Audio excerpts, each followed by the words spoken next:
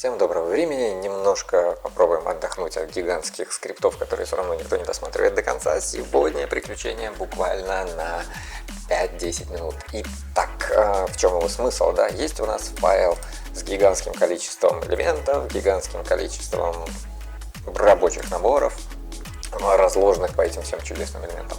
Итак, и вдруг этот файл, бам, и поломался, перестает записываться, допустим, на Revit сервер, да, есть такая. У него чудесная ошибочка, вот. Не хочет записываться. Итак, что можно сделать? Можно попробовать уничтожить все рабочие наборы, да, и это вроде бы как бы ошибку-то нам решит, но как рабочий набор восстановить обратно? Вот так вот, ну, собственно, запускаем, да. Есть у нас два скрипта. Запускаем первый.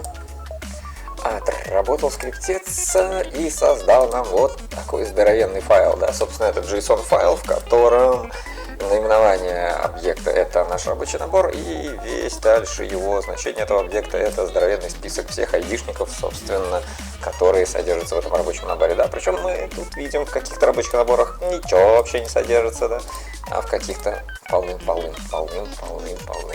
всего. Итак, сохраняем, удаляем. Файлик мы этот закрываем. Итак, файлик мы открыли, рабочие наборы восстановили, да, по новой создали. Собственно, когда мы открываем, удаляем рабочие наборы, да, файл забывает всю свою бурную жизнь на сервере в качестве файла хранилища, да, все это исчезает. И если какие-то были там ошибочки, которые вот в нашем случае мешали, да, перезаписи обратно на сервер, они удалились, но и вместе с рабочими наборами. Теперь попробуем-ка мы их восстановить. Открываем наш скриптик, замораживаем, размораживаем. Так, вот давайте-ка включим рабочие наборы.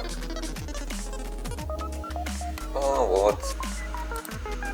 Итак, готово. Спустя несколько минут и нагрев компьютера до около космической температуры, да, моего домашнего, мы, значит, все это сделали, да, ну вот, куча у нас элементиков, тысяч там различных, да, ну, конечно, алгоритм, наверное, не самый быстренький, но вот он отработал, да, вернул все наши элементы в рабочие наборы. Так, пробежимся по этим двум файликам, которые, по скриптикам, которые, собственно, читают, да, традиционно, по импорты, парам, API различные штуки, да, что-то в вершине, мне кажется, я здесь не использую, да. Дальше получаем все getForSelectTable, да, это, собственно, дает нам информацию, класс, который хранит информацию о всех рабочих наборах, да. Active ID, TRT, getWorkset. Зачем я это вообще здесь беру, да? Наверное, зря. Вот так, тоже будет работать. Итак, вот с этого мы начинаем, да, фильтр workset коллектор, собираем все наши workset'ы, создаем троечку пустых списков и дальше по, ну, вот этот специальный коллектор, да, именно для рабочих наборов. Почему-то вот решили программисты сделать его отдельно, да, ну, потому что, наверное, workset это не элемент, а элемент коллектора только для элементов работает. И дальше мы, собственно, идем по workset'ам. Запоминаем имя, запоминаем айдишник, ну просто так, да, просто ради веселья. И вот workset фильтр как раз у нас создает, собственно, тот самый workset фильтр, по которому мы пойдем дальше, да, чтобы собрать конкретно элементы внутри рабочего набора. Ну, делаем имя workset, да, но тоже не самая такая изящная штука, да, типа просто список с двумя переменными, нулевая и единичная, да, чтобы потом их все вместе взять, да, ну, собственно, и вот он, этот самый элемент workset фильтр, да, нам поэтому нужен наш workset и его айдишник. Так вот он создается. Ну, дальше наш словарик, который будет итогом, собственно, JSON-чиком в итоге, и дальше еще одна операция уже конкретно по фильтрам рабочих наборов, которые предсозданы были, да. Вот мы, собственно, берем, создаем ключ в коллекции нашей, да, в нашем словарике. Ключом выступает наше имя workset, да, а его значение вот такой вот complication, внутри которого мы запускаем фильтр. элемент коллектор по документу, который проходит фильтр вот нашего ворксета, да, и режимы, и дальше получаем ID-шники, и у ID-шников получаем integer value, чтобы можно было его нормально, спокойно записать. И таким образом создали мы наш словарик. И дальше вот путем вот такой вот загогулины, да, потому что JSON у нас не очень большой любитель Unicode, да, если просто напрямую взять и записать все это дело в файл, да, то вместо кириллицы у нас там будет, ну, что-то другое, не кириллица, да, символы, точнее, значение символов, да, каждой буквы Unicode. Не очень приятная штука, расшифровывать туда-сюда, зашифровывать, там уже ничего не видно. Ну, в общем, вот такой вот конструкции можно отправить нормально в JSON с сохраненной кириллицей. И все замечательно. Ну, вот это просто для теста. Все это мы отправили. А второй скриптик для чтения, собственно, такой же микроскопический, да, опять все наши импорты. Берем наш файлик, да, опять-таки указывая, чтобы он у нас был с кодировочкой. Читаем файлик до конца и дальше уже парсим наш JSON, превращая его обратно в коллекцию. И начинаем транзакцию, берем нашу коллекцию, словарь. Да, берем итемсы из нашего словарика, соответственно, первые здесь у нас ключ, здесь наши элементы.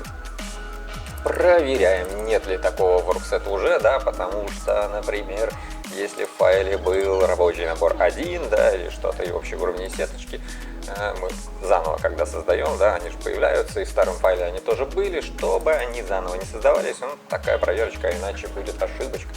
И дальше все сделали, и пошло вот эта вот длинная итерация, которую, наверное, можно как-то улучшить.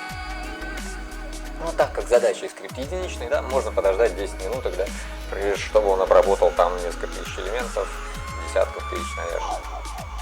Тарама. И дальше, собственно, элемент ID, да, превращаем наш integer value, ну, в данном случае еще даже к тому же и string, да, он потом конвертируется, естественно, в текст, когда перезаписывается в файл, да, поэтому мы его превращаем снова в integer, в число, и это число в конструктор элемента ID запихиваем, чтобы в документе найти конкретно этот элемент.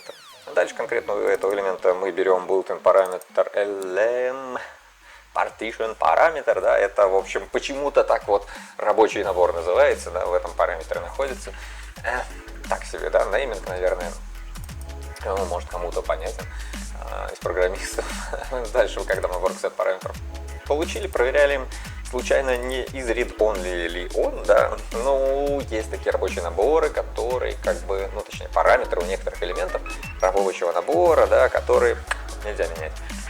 Можно в них случайно здесь упереться, да, ну, потому что мы все-таки собрали целую кучу ID-шников там, да, и там могут быть какие-то ID-шники, все-таки, у которых элементиков, которых нельзя менять рабочий набор. Ну, короче, здесь тоже была ошибочка, поэтому вот эта проверка, чтобы параметр всегда можно было записывать. Если параметр можно записывать, все, ура, вперед, берем, значит, у нашего ворксета нового, который мы здесь создали, ID-шник, integer value, ставим наш параметр и проделаем это 10 тысяч раз, закрываем транзакцию, так, точнее, вот так, готово, отработано, замечательно, файлик починен, осталось его только вернуть на сервачок, и все. И все, его будет дальше, надеюсь, хорошо. Ну что ж, вот такое микроскопическое видео, надеюсь, я быстро говорил, и не надо будет его слушать на двухкратной перемотке. Эти несчастные, сколько, я не знаю, правда, сейчас уже минут, потому что в целом записывалось-то 30 с назначением всех этих рабочих наборов обратно. Вот так.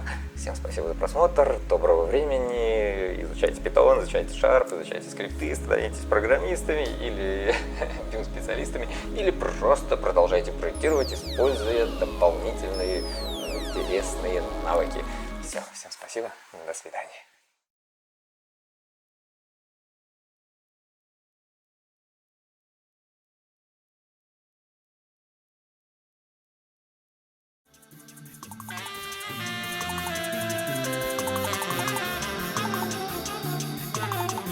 Drift apart, we just move with the flow.